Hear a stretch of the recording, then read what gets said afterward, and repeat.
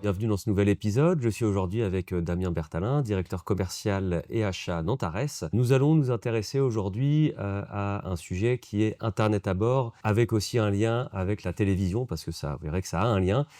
Ces dernières années, c'est vraiment un sujet qui a beaucoup évolué. Il y a eu beaucoup d'innovations, beaucoup de changements sur cette thématique.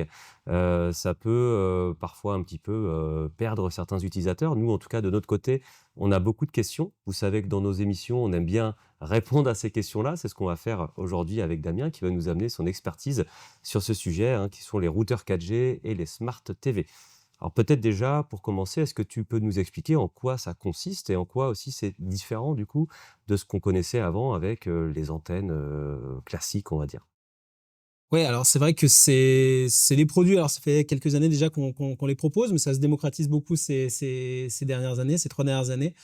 Alors, aujourd'hui, les antennes 4G, c'est vrai que c'est un produit qui est complètement différent des 2 autres technologies d'antennes, hein. En fait, aujourd'hui, nous, on propose 3 technologies d'antennes, les 2 premières sont bien connues, c'est soit les antennes satellites, qui fonctionnent en fait, une coupelle qui va réceptionner le signal du satellite, le signal va rebondir sur une tête LNB, d'accord? Qui va transmettre le signal à un décodeur, d'accord? C'est le même système qu'à la maison, si vous avez des abonnements satellites. L'autre technologie qu'on a aussi souvent à la maison avec l'antenne râteau à la maison, alors on met pas des antennes râteau sur les véhicules de loisirs, ce serait pas très esthétique, on met plutôt des antennes directionnelles ou omnidirectionnelles. Là, c'est pas un signal qui vient du satellite, c'est un signal qui vient des antennes, qui sont plantées un petit peu partout en France et en fait, on va venir récupérer les signaux qui sont diffusés, qui transmettent les chaînes de la TNT. Et donc les antennes, et routeurs 4G, alors là, c'est complètement différent. On récupère pas le signal du satellite, on récupère pas les réseaux hertziens, là, on va récupérer les signaux 3G, 4G, de la même manière que ce que va faire votre téléphone, en fait, hein. C'est la même technologie que pouvoir capter, les signaux pour vous connecter à la 3G, 4G avec votre téléphone. Donc l'antenne est là pour réceptionner ce signal et le routeur fait office de décodeur, en fait, et lui, il va décoder ce signal et vous transformez ce signal 3G, 4G en un signal Wi-Fi à l'intérieur de votre véhicule. Donc l'idée première d'une antenne satellite ou hertzienne, c'est de recevoir des signaux pour la télé, alors que l'idée première d'une antenne 4G, c'est avant tout de vous connecter à internet, hein. C'est comme la box internet que vous avez, à votre maison. Donc ça, c'est le premier bloc au niveau de l'antenne 4G et derrière, tu m'as parlé des smart télé, effectivement. Alors là, c'est pareil, ça fait plusieurs années qu'on a ça à la maison, c'est en train d'arriver dans le camping-car. On a été les premiers d'ailleurs à Antarion à lancer ce produit, sur le marché des véhicules de loisirs avec des premières smart télé en 12 volts il y a déjà 6 ans de ça. Et donc, bah, c'est une télévision, hein, bien évidemment, donc un écran, qui va avoir les mêmes fonctionnalités qu'une télé, c'est-à-dire qu'on pourrait très bien y brancher une antenne satellite ou une antenne hertzienne, pour recevoir les signaux de la télé, mais elle va aussi avoir une puce à l'intérieur qui va la permettre d'être connectée en Wi-Fi, donc soit d'être connectée à un réseau Wi-Fi du camping ou créé par son smartphone ou créé par l'antenne 4G, ce qui va nous permettre d'avoir accès à des applications qu'on a uniquement par une connexion internet. Ouais, c'est ça concrètement un peu. Qu'est-ce que va amener une smart TV par rapport à une télévision traditionnelle? Bah, ce qu'elle va avoir en plus, alors toutes les fonctionnalités de base qu'on a dans une télé, on va la retrouver dans une smart télé, hein. On va avoir que du plus, et en fait, ce plus, ça va être qu'à l'intérieur, on va intégrer un logiciel qui va faire fonctionner la télé, et qui va permettre à la télé d'avoir un accès à internet, et donc de pouvoir faire tourner un système d'exploitation, un petit peu comme on a sur son téléphone, hein. Alors sans citer de marque, voilà, il y a plusieurs systèmes d'exploitation qui peuvent exister. Sur les télés, c'est pareil, il y a plusieurs systèmes d'exploitation qui peuvent, exister, plusieurs interfaces en fait, hein, pour faire simple. Mais en fait, vraiment l'idée, c'est de pouvoir, via sa smart télé, pouvoir accéder d'une part à internet et à tout un tas d'applications qu'on a l'habitude d'avoir sur son téléphone, qui peuvent être des applications pour, regarder la télé, avoir accès à des informations, à la météo, ou tout au type d'informations qu'on pourrait aussi avoir sur son smartphone. D'accord, mais finalement, on va se mettre à la place de l'utilisateur. Si, moi, ce que je regarde habituellement, c'est les chaînes classiques ou les chaînes de la TNT, est-ce que, s'orienter vers un routeur plus smart TV, c'est un choix judicieux? C'est une grande question de savoir, voilà, comment on consomme la télé et qu'est-ce qu'on veut regarder, en fait. Alors c'est vrai qu'aujourd'hui, si tu souhaites regarder, les 28 chaînes de la TNT, tu pas forcément obligé de t'orienter, sur une smart télé. Si c'est vraiment l'objectif, c'est de regarder les chaînes traditionnelles. Une télé classique, fonctionnerait très bien. Par contre, derrière, il va falloir un système d'antenne pour recevoir les signaux. Et c'est là où, en fait, on va se poser la question. C'est qu'aujourd'hui, une antenne satellite, ça a un coût Mmh. qui est quand même important. Ça a une large zone de couverture. L'intérêt du satellite, c'est qu'on pourra regarder la télé en France, mais aussi sortir de la France, hein. Ça va marcher en fonction de la taille de la parabole qu'on va acheter. On va pouvoir aller dans les pays limitrophes de la France. Donc, on va avoir les chaînes françaises quand on est en Espagne, en Italie ou en Allemagne. Voilà, mais ça a un coût. Une antenne satellite, ça marchera pas forcément si vous êtes sous les arbres l'été pour vous protéger du soleil. Ça va pas marcher s'il y a trop de vent. Donc ça c'est les inconvénients qu'on peut avoir. Une antenne hertzienne, elle a pas trop de problèmes vis-à-vis des intempéries. Par contre, ça marche qu'en France, hein. Comme on réceptionnera le signal de l'antenne la plus proche. Si vous êtes en Espagne, l'antenne la plus proche, elle diffuse les chaînes espagnoles. Donc vous aurez la télé espagnole si vous êtes en Espagne et la télé italienne si vous êtes en Italie. Donc, pour un utilisateur qui veut avoir les chaînes françaises voilà, en France et à l'international, c'est principalement le satellite, hein, aujourd'hui qui est la technologie la plus présente. L'antenne 4G peut aussi permettre d'avoir accès via certaines applications, on en parlera certainement Mmh. après, à la télé à l'étranger, mais c'est une des options qui s'offre aux clients, c'est pas forcément la seule option. D'accord.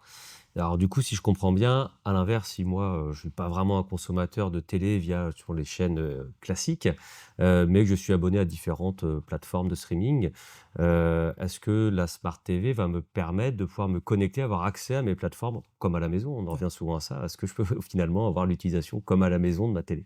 Alors là, effectivement, si l'objectif c'est de regarder des plateformes de streaming, celles-ci, c'est pas des chaînes de télévision, hein, ce sont des applications qui sont accessibles uniquement via une connexion Internet. Mmh. Donc là, pour avoir accès à toutes ces plateformes de streaming, de vidéos en direct ou de vidéos à la demande, là, la Smart Télé va devenir obligatoire parce que sur une télé classique, on ne pourra pas avoir accès à ce genre d'applications et de chaînes de streaming.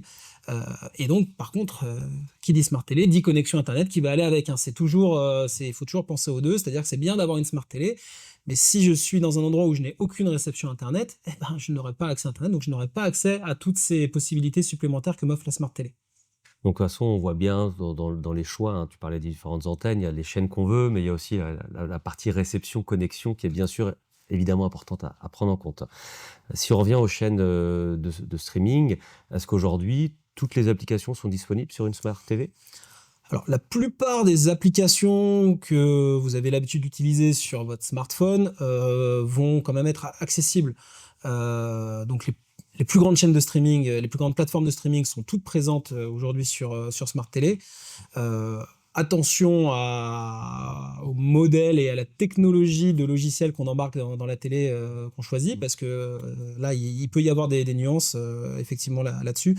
Mais voilà, les principales, on va dire les 10 plus grandes plateformes Mmh. les plus populaires en France, en tout cas, aujourd'hui, sont disponibles sur les smart télé, en tout cas sur les smart TV Android, que Antares propose, aujourd'hui. OK. Est-ce que c'est le cas aussi de l'application MyCanal? On sait qu'on a pas mal d'utilisateurs qui ont un abonnement chez eux. Est-ce qu'ils vont pouvoir retrouver, l'abonnement aussi, dans leur camping-car? Ouais, alors effectivement, alors pourquoi nous aujourd'hui on a choisi Android? Alors voilà, des systèmes d'exploitation, il y en existe de toutes sortes. Donc nous on a choisi Android, hein, qui vient d'une entreprise un petit peu connue qui s'appelle Google, qui est aujourd'hui l'un des leaders du marché. Il existe plein d'autres systèmes d'exploitation possibles. Il y a ceux de Apple, il y a ceux qui viennent de grands fabricants de télé comme LG, Samsung, etc. Et là, en fait, à l'intérieur de ces télés, les catalogues d'applications, les accords qu'ont ces grands groupes avec les différents diffuseurs ne sont pas toujours les mêmes. Donc l'exemple de MyCanal, c'est vrai qui est très, très populaire en France. Là, il faut être vigilant parce que nous, on teste en permanence, hein. Il faut savoir que nous, des systèmes d'exploitation, on en teste en permanence. Là, cet été, on en a encore 3 ou 4 nouveaux qui arrivent sur le marché qu'on va tester, hein, pour notre information, pour voir qu'est-ce que ça peut apporter de plus ou de moins. Aujourd'hui, voilà pourquoi on a choisi les Android télé. Parce qu'aujourd'hui, c'est une des seules technologies, systèmes d'exploitation qui nous permet notamment d'avoir MyCanal. Et on sait qu'en France, voilà, MyCanal est très très important. Et on ne retrouve pas forcément MyCanal sur d'autres smart télé qui ne seraient pas Android et qui n'ont pas forcément les accords avec le groupe Canal. OK, donc bien être vigilant aux produits qu'on a et la compatibilité. Exactement. Si on récapitule aussi, qui dit smart télé dit, routeur, dit, Wi-Fi. Du coup, il faut un opérateur avec un abonnement. Les grands opérateurs aujourd'hui, comme Orange, Bouygues, Free et cetera, ont leur propre bouquet, souvent télévision. Est-ce qu'on va retrouver ce bouquet directement sur la télé? Ou est-ce qu'il va falloir en plus, avoir quelque chose comme, Chromecast par exemple, pour pouvoir après en fait diffuser en plus, sur sa télé, les chaînes, classiques? Mmh. Alors là, c'est vrai qu'effectivement, donc il faut une carte SIM d'un des opérateurs, en France, hein, donc il y a les 4 principaux, mais il en existe d'autres. Mmh. Et donc ça va nous permettre de créer le réseau internet, d'accord? Par contre, ça va pas automatiquement nous débloquer l'accès à leur plateforme de diffusion de vidéos et de chaînes. Et là, c'est vrai qu'il faut bien dissocier. Malheureusement, aujourd'hui, les 4 principaux groupes, de téléphonie française ont complètement, actuellement verrouillé leur système et les applications, propriétaires de ces 4 groupes comme, la télé d'Orange ou BTV pour Bouygues et ben, sont verrouillées sur les smart télés. C'est-à-dire que en fait, sur une smart télé, vous avez un catalogue d'applications comme sur votre téléphone. Quand vous voulez aller chercher une application, vous allez chercher le nom de l'application dedans, vous allez le trouver, le télécharger. Et ben, ces 4 grandes plateformes aujourd'hui sont complètement absentes des catalogues d'applications des smart télé, mais c'est pas parce qu'on n'en est pas capable, c'est simplement parce que ces groupes de téléphonie ont décidé de ne pas proposer leurs applications télé sur les smart télé, puisque eux, ils sont plutôt fournisseurs de boîtiers TV pour la maison, donc ils veulent prioriser ce Ouais. marché-là. Ou alors, ils laissent l'accès à ces bouquets, TV uniquement sur téléphone. Il faut, voilà, Android téléphone et Android télé sont 2 systèmes d'exploitation qui sont complètement différents, avec des propositions qui sont différentes. Donc effectivement, tu disais, est-ce qu'on peut avoir accès à ces plateformes par, éventuellement d'autres outils comme, Chromecast? Effectivement, le Chromecast, c'est différent d'une smart télé. C'est un appareil qui va réceptionner un signal qu'on va envoyer avec son téléphone et donc comme sur le téléphone, ces applications sont compatibles, on peut via un Chromecast éventuellement arriver à récupérer la télé d'Orange, mais ça rajoute un appareil, sur la télé, mais c'est faisable dans ces conditions, mais pas nativement dans la télé via une application. D'accord et peut-être d'un point de vue un peu plus technique maintenant, est-ce que, la réception internet via l'antenne 4G directement sur la télé, sera meilleure que celle du smartphone avec une peut-être meilleure qualité, restituée vidéo?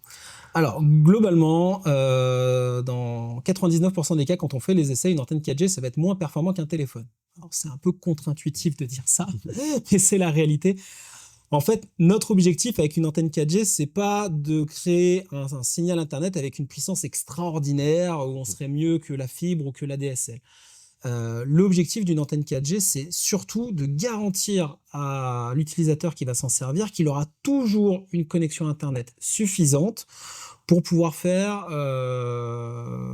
accéder plutôt à la télévision en direct ou aux plateformes de streaming, ou pouvoir un peu travailler également, parce qu'on a des gens qui travaillent dans leur véhicule, donc on peut leur garantir d'avoir une connexion internet qui soit stable, à peu près partout en France, même à des endroits où le signal est très très faible, parce que les antennes sont très éloignées. Parfois en France, on a des zones un peu montagneuses, un peu reculées, où les antennes sont très loin, donc le signal qui arrive jusqu'à notre téléphone peut être très très faible, et donc c'est les fameux problèmes de zone blanche. Donc nous, l'idée avec une antenne 4G, c'est d'éviter ces zones blanches. La différence, en fait, entre une antenne 4G et ce que vous avez dans le téléphone, techniquement, les antennes à l'intérieur, c'est la même technologie. Dans un téléphone, par contre, les antennes sont de la taille de l'ongle de mon petit doigt. Donc, on a une très petite surface qui va permettre de récupérer du signal.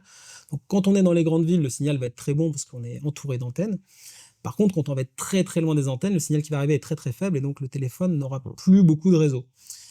Dans une antenne 4G, nous, on utilise 4 antennes à l'intérieur qui font 9 centimètres de haut. Donc, comme on a une surface de réception qui est beaucoup plus importante que dans le téléphone, on a quasiment la garantie, même quand on est très très très très très loin des antennes, de pouvoir accumuler suffisamment de signal pour avoir une connexion qui soit relativement forte et stable.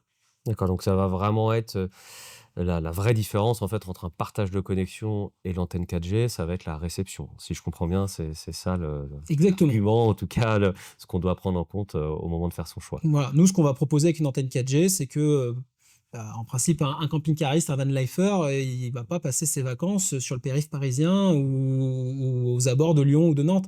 Il va plutôt aller en pleine nature, en Normandie, dans la forêt des Landes, dans des endroits qui sont un peu plus reculés des grandes villes. Et là, automatiquement, plus on s'éloigne des grandes villes, moins le réseau sera bon. Donc là, le téléphone va très très très vite perdre en performance, alors que l'antenne 4G gardera un niveau de performance qui sera peut-être moindre que ce qui est capable de faire un téléphone à pleine puissance, mais très stable.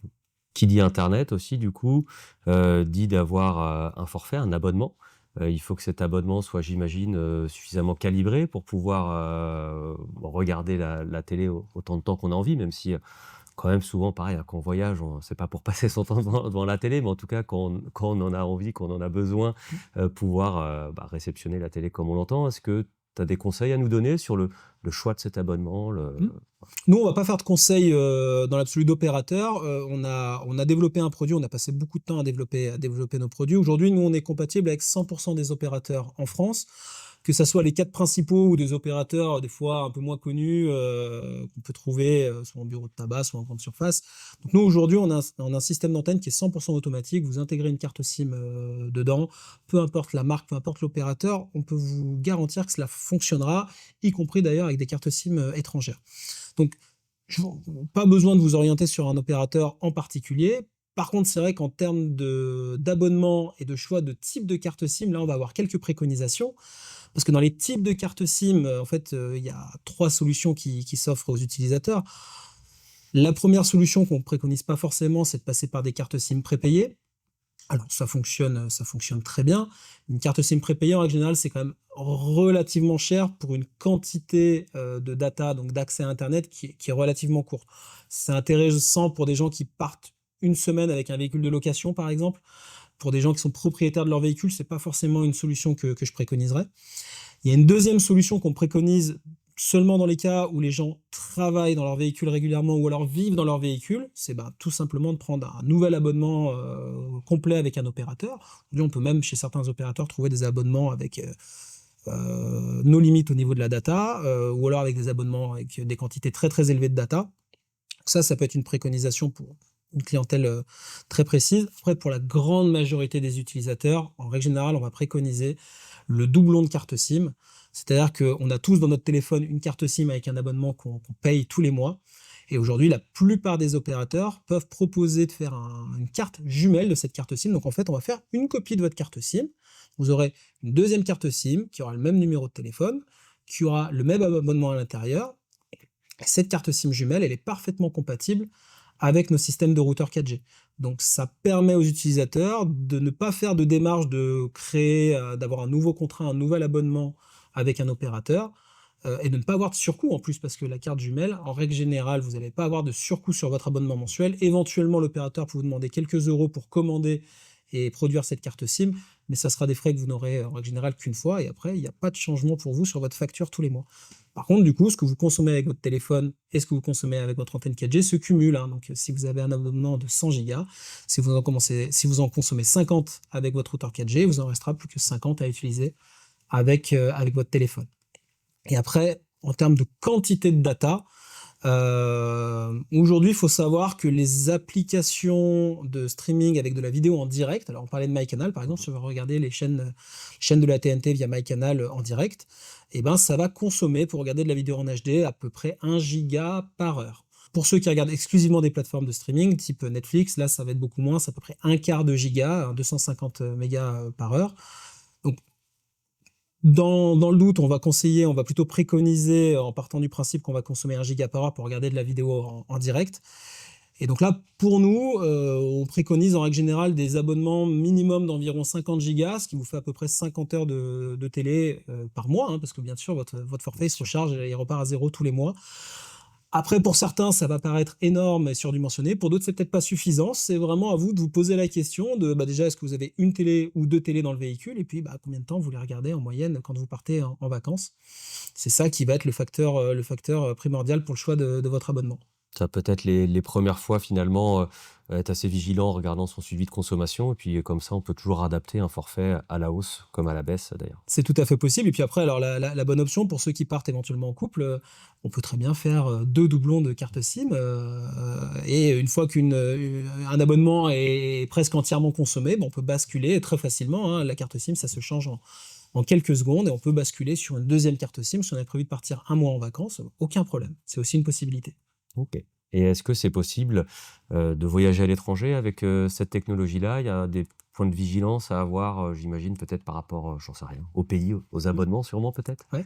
Alors globalement, aujourd'hui, en Europe, l'Union européenne, c'est un seul et unique réseau européen, hein. C'est fini l'époque où dès qu'on passe la frontière espagnole ou italienne, on a un petit texto en disant: «Alors maintenant, c'est 1 € le méga et tant de centimes la minute». En fait, aujourd'hui, la plupart des opérateurs, le voyage en Europe est intégré dans leur forfait, mais attention, je dis la plupart, c'est pas tous. Là, il faut bien vous renseigner auprès de votre opérateur, hein, il n'y a pas de vérité absolue.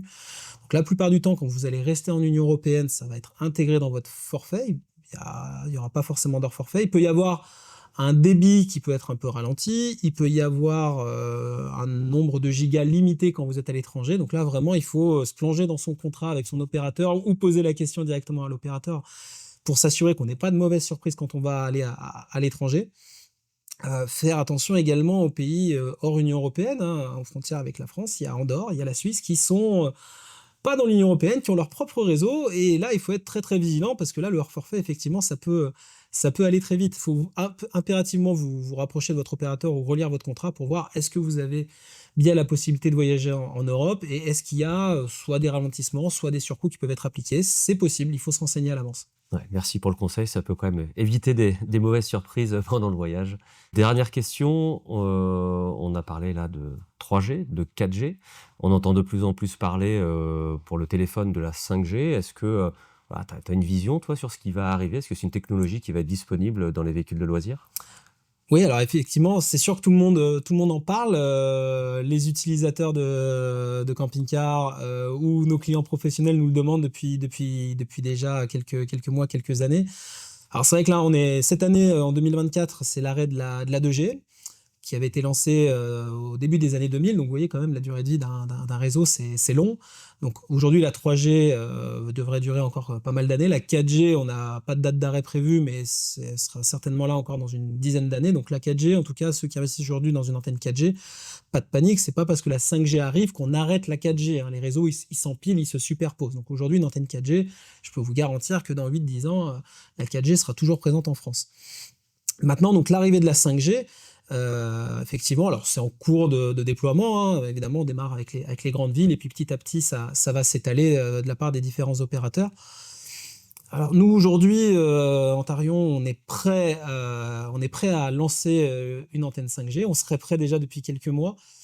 On prend notre temps parce qu'aujourd'hui, la technologie 5G fonctionne, mais est actuellement très coûteuse. Pour faire simple, aujourd'hui, si on vous proposait l'antenne 5G, que nous, on est en train de tester, on vous la vendrait plus cher qu'une antenne automatique. On serait sur des prix peut-être entre 1 500 et 2 000 € pour donner un ordre d'idée, aux utilisateurs de véhicules. Aujourd'hui, on pense que c'est un prix, qui est un petit peu trop élevé vraiment pour convaincre, les utilisateurs, même s'il y aurait certainement un petit peu de demande. Aujourd'hui, une antenne 4G, c'est plutôt moitié moins. Aujourd'hui, la plupart des antennes 4G, c'est quand même moins de 1 000 €. Donc c'est un prix qui est plus abordable. Mais évidemment, la technologie va se populariser dans les mois et les années qui viennent. Donc les coûts, de fabrication des antennes et des routeurs devraient baisser également. Donc nous, on est prêt à y aller.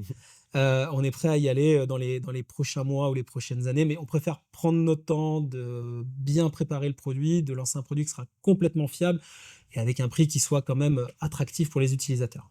Super, bah, merci beaucoup Damien, c'est beaucoup plus clair pour moi. J'espère que ça l'est pour vous aussi. Si vous avez encore des questions, encore une fois, on est là pour y répondre, n'hésitez pas. Posez-les en commentaire dans les prochaines émissions. On les retiendra et on vous y répondra. Vous pouvez aussi vous abonner à notre chaîne pour être tenu au courant de toutes les dernières vidéos. Merci de nous avoir suivis.